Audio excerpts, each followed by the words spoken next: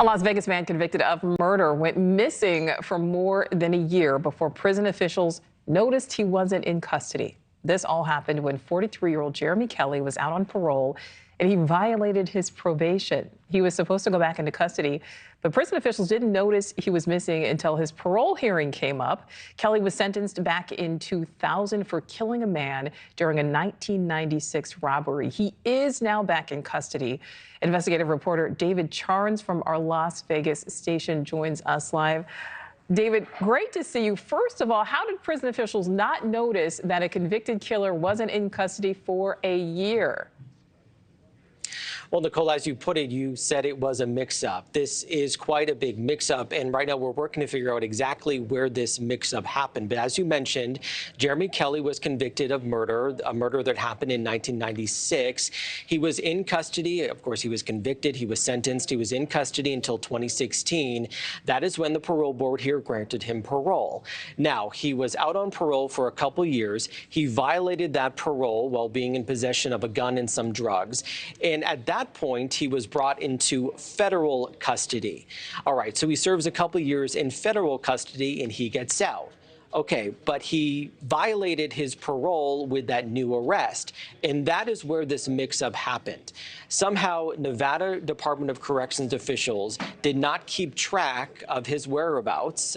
We found that just yesterday, they thought he was still in custody with the feds. He had actually been released in June of 2022, and as you mentioned, it wasn't until that parole hearing was booked at the end of January that a judge was informed about this, and she's like, okay, guys, where is he? He's been missing for more than a year, and it wasn't until this weekend that he was brought back into custody for violating his parole. But the big question is, how did they not know this?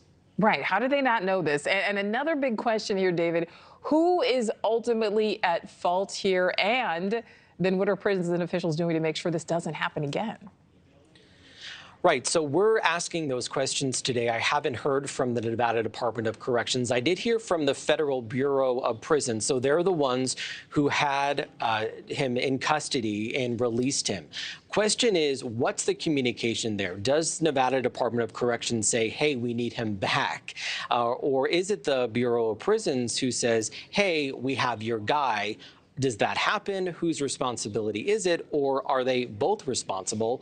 The Federal Bureau of Prisons, a spokesperson telling me today that they don't comment on individual releases, just confirming that he was in fact released in 2022. But also, Nichole, pointing out here, he actually stayed in the Las Vegas area and was arrested on Friday. We don't know the circumstances of that, but he did not get into future trouble.